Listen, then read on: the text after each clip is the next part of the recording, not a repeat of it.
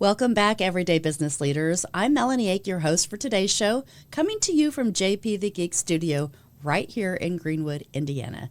I'm thrilled to have you with us today because we're talking about mental health with Jonathon Wade from Connection Café. Join me as we connect and celebrate remarkable business leaders from our very own community who are redefining the way we think and grow. Remember, subscribe to our channel and turn notifications on so you never miss an episode. Are you ready to meet Jonathon? I am. Let's go.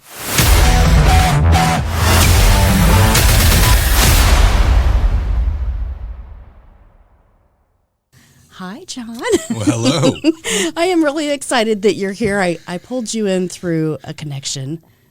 Don't we love connections? We do love connections. But your wife, I had worked with her when she was at a previous employer and did some work on training and team development. And then I realized that she was actually connected to you.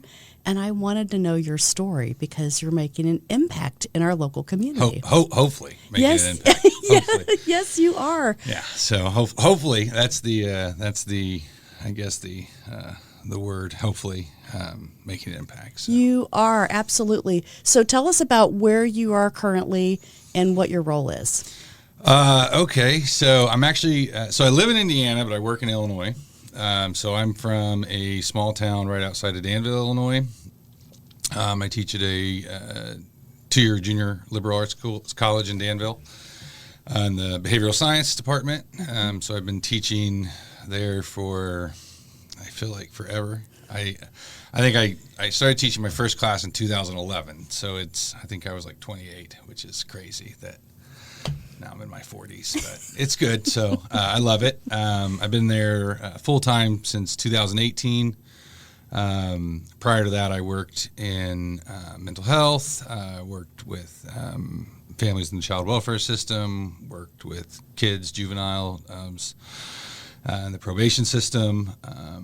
Did a lot of advocacy work. Did some consulting stuff. Worked with some school systems, some kids in school systems. Mm-hmm. So I've kind of been around everywhere, just kind of bouncing around. But my calling, I guess, would have been to teach. So I kind of fell in love with that early on, and I've been very blessed and fortunate that I get paid to talk about stuff. You followed your passion. Yeah, right? yeah. So I guess I say I followed my passion, but I think it was the right people in the right time in the right place in my life, and I think it worked out the way it was supposed to. So yeah, so that's it's my day job, and then inside that job, one of the things that got us connected. So about 4 years ago. Early onset of the COVID pandemic, being in education, I was sent home for, which was supposed to be 2 weeks, ended up being like two years. Mm-hmm. So I spent a lot of time in my basement, which is more time than not a good thing, right? Yeah, so I'm extroverted, so it's like I'm just like in my basement on Zoom, early on in COVID, I had kind of realized that, so my area, my background is more in the social sciences, so sociology, social psychology, that there was going to be a lasting impact, that there were things happening to us as individuals, being isolated, you basically turned off a country. And I was very worried early on about what happens when you take relational beings and you separate them from relationships. And especially with people who may be dealing with or struggling with mental health. Mm-hmm. What happens when you take a group of people that are prone to isolation and you isolate them? We shut down a lot of mental health agencies, hospitals, access to treatment, all these things shut down. And so early on I was like, well, when all this opens back up, how are we going to bring people back together? Mm-hmm. And I love coffee, and I love talking, and I love teaching. And so I like to think of it as I applied a old wisdom in a new way, and that how could we creatively create a space for people to come together and talk about mental health and wellness in a non-threatening kind of way. And people love coffee shops, and so I decided to create a free coffee shop at my school. Called the Connection Café. Called the Connection Café. Well, at my school, it was going to be for my school, but it started in my backyard. Is where I began the early concept of, and it's kind of morphed into much bigger than I initially thought it would. We started off with, just hoping to do, some small meetings and having people come in. And I think last year, through September or May 2022 to September 2023, I think we presented to over probably 800 people from the community that came in. Talked about a variety of mental health topics.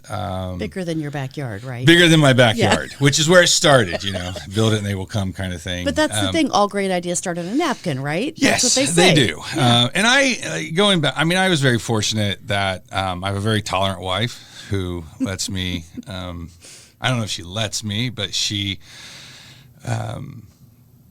allows me to come up with these crazy ideas. And then it doesn't help that my boss and my school is equally willing to indulge me in my flights of fancy, I guess. But you know that you get inspired, right? You see something that needs to be solved.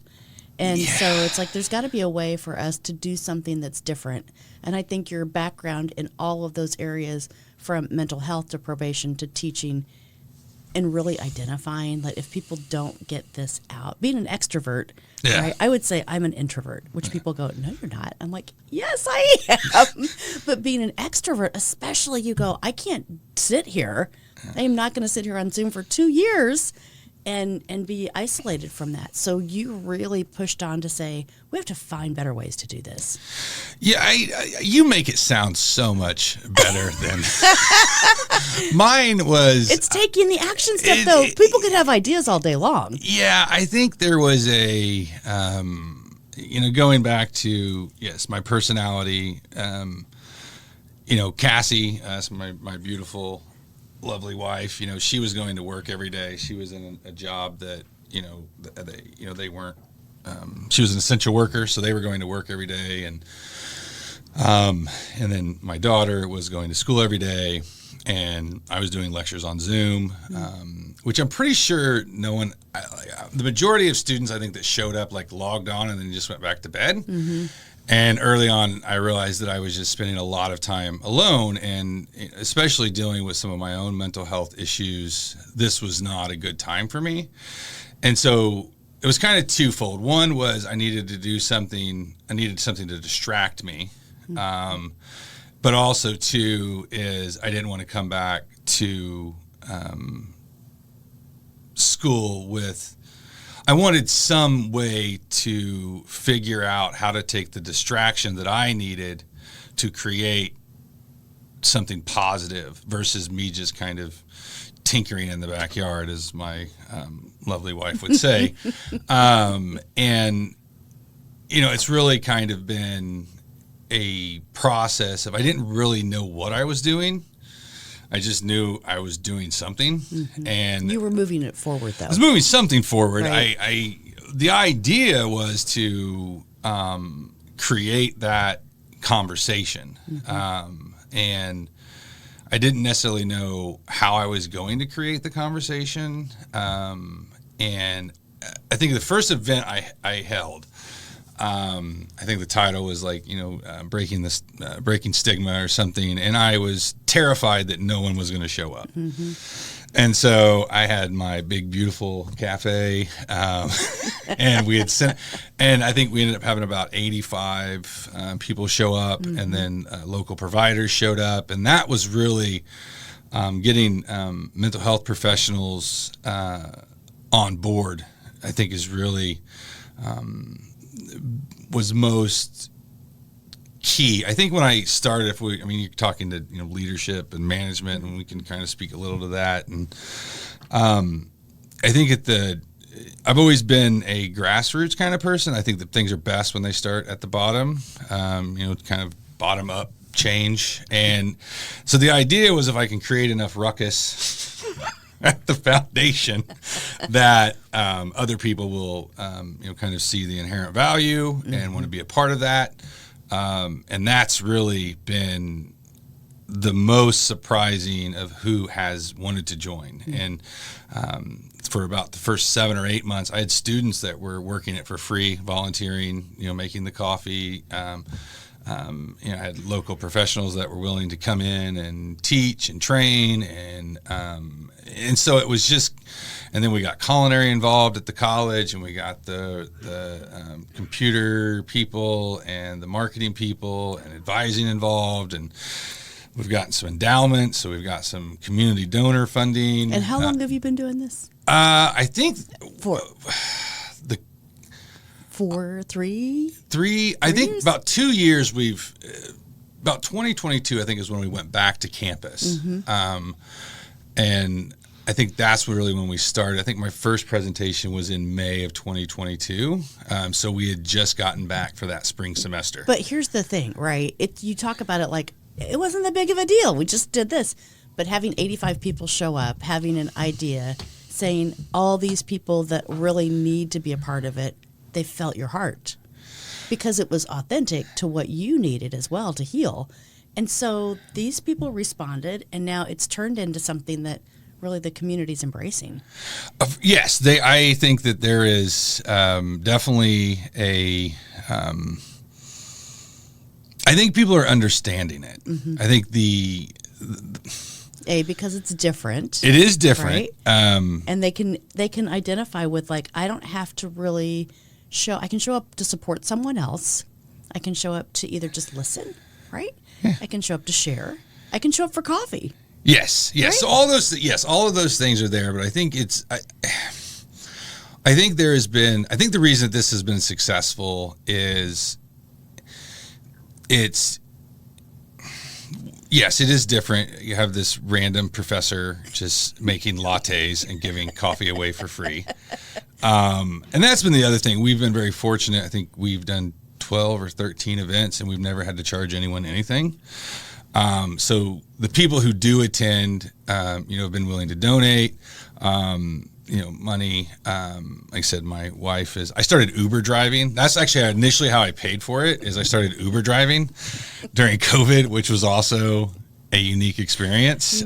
So I drove a Lyft, I drove an Uber, I sold my record collection, so there was all kinds of just random things. I was kind of like a dog chasing a car, and then we're like, all right, well, let's do something formally. And then I think last year I presented on it at a conference last year, and everyone that was in the conference, at least the presentation, were like, oh, what are you going to do with it next? And my boss was there, and then the vice president of student affairs, Dr. Bridges, was there, and Dr. Penny were there. And I'm like, I am not organized. I am not an organized person. I am just doing things. You're just the idea guy. Yeah, I'm just doing things. And at some point, someone is going to have to step in and help me kind of organize it, arrange it. So I started... So now I have some more people that are much more suited for kind of the strategic day-to-day stuff. So I've kind of been stepping a little bit. I just want to make coffee and then talk to people about mental health. I don't really necessarily know how to, organize it and promote it and get people to,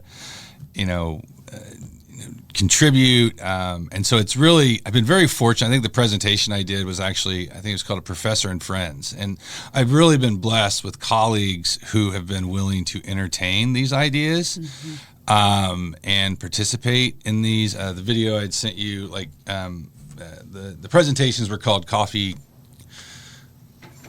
Coffee, Cake, and Conversation, I think was the name. And so, Don, a colleague of mine, and then Dana, another colleague of mine who runs the culinary department, and then Don, who works in advising, they made cupcakes for everyone. And, so everyone kind of gave a little bit to kind of really kind of make this thing kind of grow. We're currently planning on next fall holding our first official mental health conference. So that's kind of a big project. But it's, it's that one step to get the word out to say, this is how it's impacted the community. And so from there, it really inspires other people that say, I have an idea like that, to give them permission to go, well, maybe you have the idea. Maybe you're the one that follows through to say, I want to help either get donors. I want to help get people there. They know people in the community that need to be a part of it. Yeah. That's how it starts. And the step of taking the action gives you the clarity, right? I don't know until I take I'm the still step. waiting on clarity. I'm still waiting on, and it's hard because Hi, I'm Melanie Ake, founder of Everyday Leaders, and I'm excited to share with you a new training resource for your team called the Leadership Game. The Leadership Game is a tool. It's administered exclusively by John Maxwell team members. And when you bring this assessment tool in to lead your organization, it shows you the current level of your leadership and gives you tangible and actionable results to move forward. So don't delay. Get in the game, the Leadership Game, exclusively from Everyday Leaders.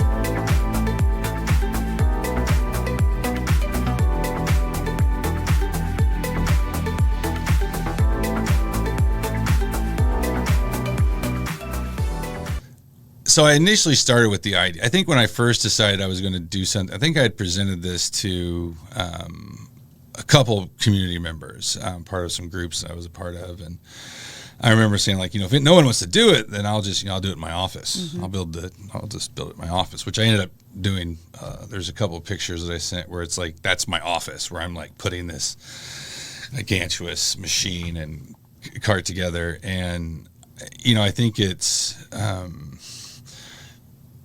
The hope is that, yes, that it inspires people to, you can have a Connection Café anywhere. You need a pot of coffee, you can have a McDonald's, you can have it anywhere. And I think that's normalizing the conversation, but also, you can have this at your kitchen table, you can have this in your office, you can have this at your board meeting. Because I think a lot of the problems that we're having now is we're not talking about the things that we need to talk about. And it's almost like we have to kind of, I don't want to say trick people, but we almost have to all right, let's set up all the pieces so we can have these conversations. It's a safe space, right? It's a safe space because people are just now starting to come out. I mean, the suicide rate, the drug rate, all of these things have increased. Yeah, I think 2022 was the historical high of suicides in the U.S. As long as they've been keeping track of them, and those have obviously had those problems have been here. But the trigger, right? It's the trigger that triggered you to go, we need to maybe do this a little bit better. Yeah. That was, I think early on. I was concerned with the numbers in, pre-COVID. And, going back to the impact is, we're now, 3 or 4 years out.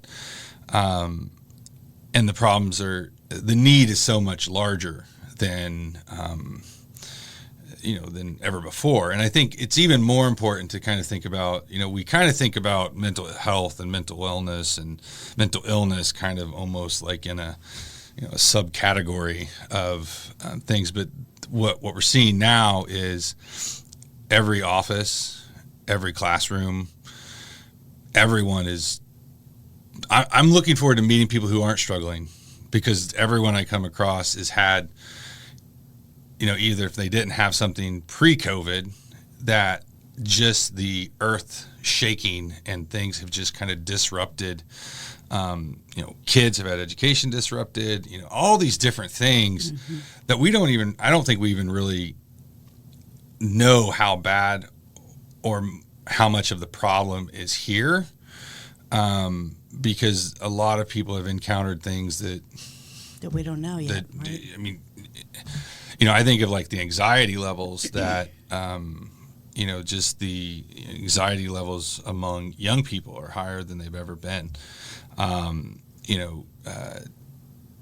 think, what was I reading somewhere? Like school absenteeism is skyrocketed. So kids, and that's through elementary, junior high, high school, college, kids just not going to class or not being able to go to class. Just not being able to do it right. Yeah.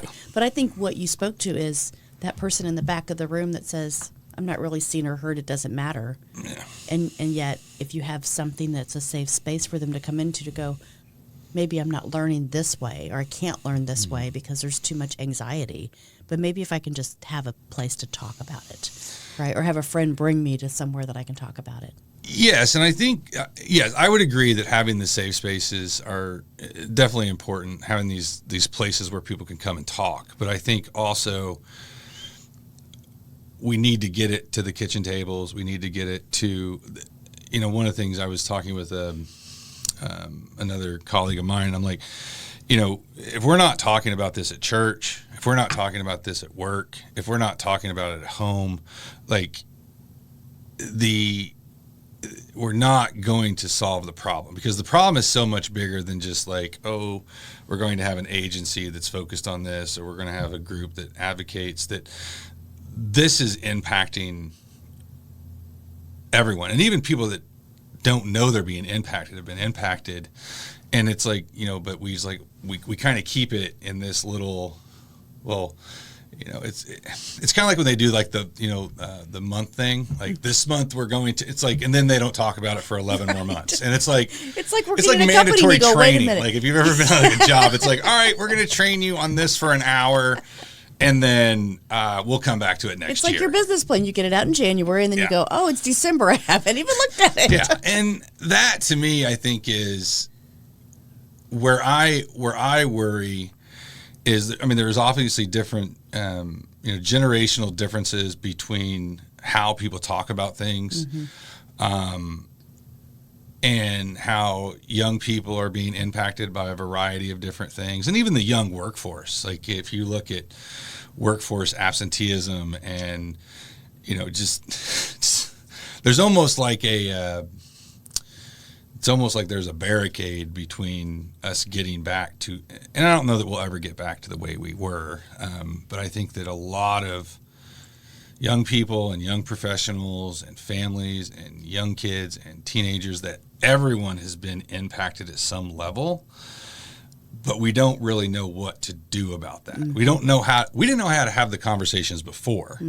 And so to think that we have this problem that we're just going to magically know how to talk about things and open up, these conversations is very difficult. So it's almost like, how do we, and that's really where I think a lot of the Connection Café trainings have been, like, it's really been a lot about how do you have these conversations? Like, how do you talk to, yourself or people in your family?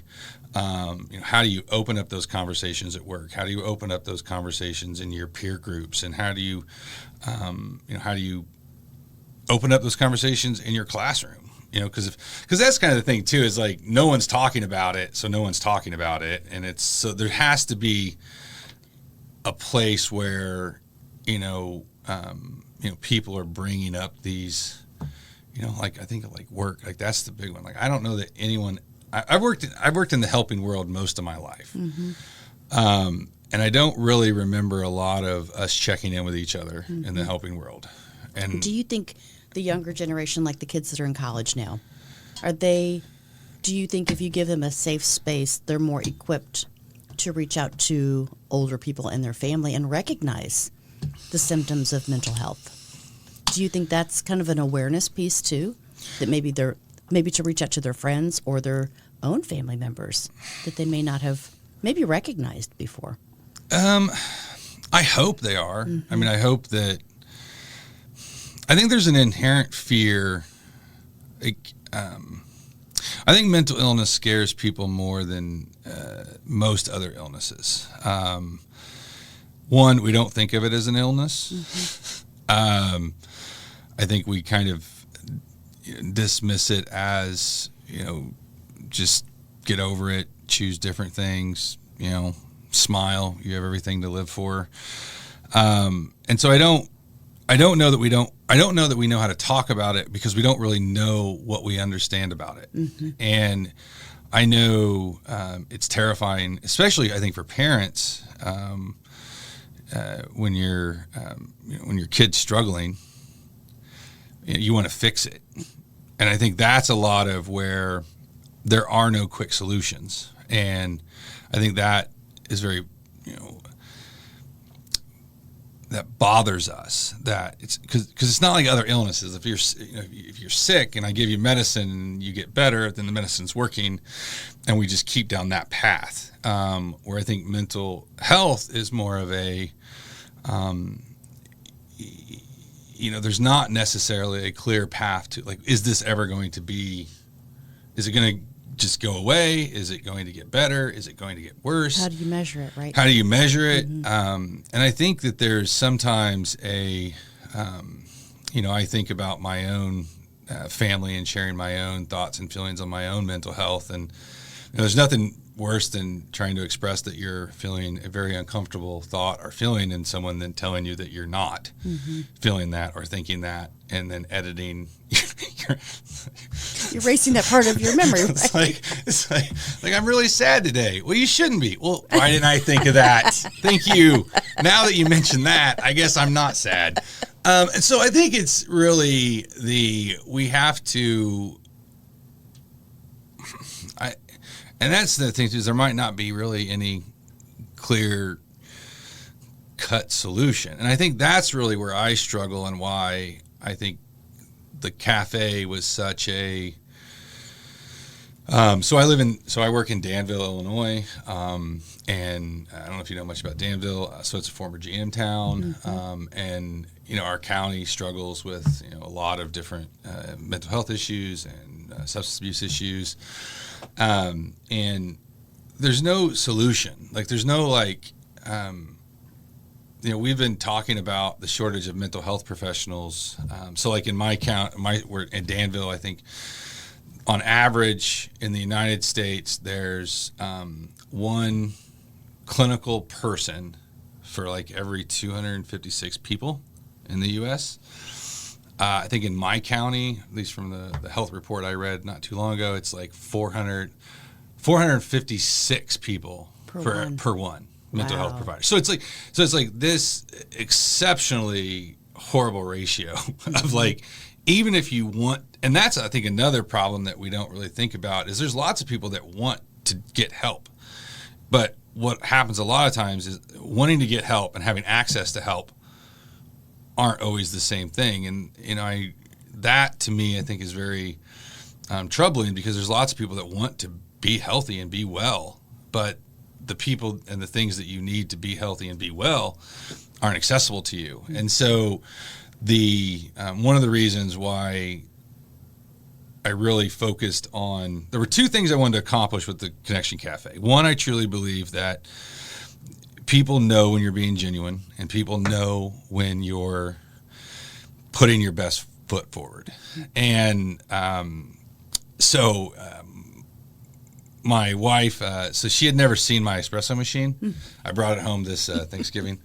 It's so great. I want Joe to show a picture of that for us. It's massive. It's awesome. And it's a commercial grade, like just like you would find in a coffee shop. And first question was, well, how many coffee machines do we own? And I'm like, well, how many did you see in the video? Because I don't want to, like, if you saw 3, then we have 3. If you saw 6, then we have 6. But but the idea was that I could have started the cafe and threw together some Folgers coffee in a pot. But what I really wanted to do was figure out a way to give you the highest and best product, so that that I'm giving you something that's truly good because I want to give you, and I don't, comes down to value. You know, right? it is. It's like when you go somewhere, you're giving, that they're cutting corners, mm-hmm. and you can feel like, what was I not worth the good coffee? Like, and so it's like, not only do I want you to have top quality coffee, I want you to have top quality coffee in a safe environment with peers. So we had students interacting with people from the community. We had administration there. We had, organizational leaders were there. And it's like, we're all coming together over this product. And then the other thing that I wanted to accomplish was I didn't want to create another barricade that, I can't afford to buy the coffee, so I can't go to the event. Mm-hmm. And so I was kind of in this really weird place where I'm like, if you want to make high-end coffee, it's expensive. Right. But simultaneously, I want to make high-end coffee, but I don't want to exclude people because they can't afford to pay for it. And so that was one of the first obstacles that I faced, was how do I give you a great product, a novel idea, a good, comfortable atmosphere and environment, and also make it completely free. Mm-hmm. Which sounds simple. Like, it really does. It's like, why did I think of that? Yeah, it's a great idea. Like, most people, I don't think, talk to be cured. I think they talk to be heard. Right. And there's a power in just someone, you saying, you know what, today's a rough day. Today I'm struggling. And someone just responding with, okay. Mm-hmm. It's okay to not be okay. I mean, it's okay to not be okay. Mm-hmm. And what I think is we all need our person. You have to have your person. And that's another charge I would, or something that I would, ask people to do in the new year, is find your person and find the person that needs you. And you don't need a whole team, but you need someone that if you check in with, or they check in with you, you're going to be okay. Mm-hmm. And, just who's that person? And finding that person, or finding that outlet, or finding that process, even if you don't need it. It's kind of like the old, it's better to have it and not need it than to need it and not have it. Mm-hmm. So, and the same thing with relationships. It's better to have a person that you can lose it with, even if you don't need them. But it's not going to be good if you need to lose it with someone and you don't have someone. Mm-hmm. And, there's all of those processes that I think, and go hang out with people. Go drink coffee with people. Go start random conversations. I mean, I do that a lot. I start a lot of random conversations. But I also like to talk to people. So but I think it's so important. I appreciate your time. This has been awesome. Yeah. This has been awesome. I want to help get the word out for you, because I think people can replicate this. It doesn't have to be complicated. And like you said, it starts with an idea, and then you just figure out what happens next, right? Mm-hmm. Be surrounded by the people that can help you. That's right. Yeah. There you go. Find your people. Yeah. Or find your person. Find your person. Yeah. John, thank you so much You're for welcome. your time. Thanks for hanging out. Yeah, this has been great. And the Joe in the back. And the Joe. You guys, thank you so much also for tuning in today to Everyday Business Leaders. I know you were inspired to think and grow differently, maybe for your business, right? How you can get something like this involved in your own community, because that journey of growth and innovation, it never ends. And we need people like John that inspire us to think of ideas to say, we could do that too. So I'm really excited to get this episode out. And remember to subscribe to our channel so that you never miss an episode. This is Melanie Ake signing off from JP the Geek Studio, where better IT service is just a call away. They say own it, secure it, and protect it. Until next time, remember, Everyday Leaders helps you to develop strategies to become a better leader in your life. It's not what you do in a day, it's what you do every day that makes the most impact. Happy New Year, and thanks for tuning in.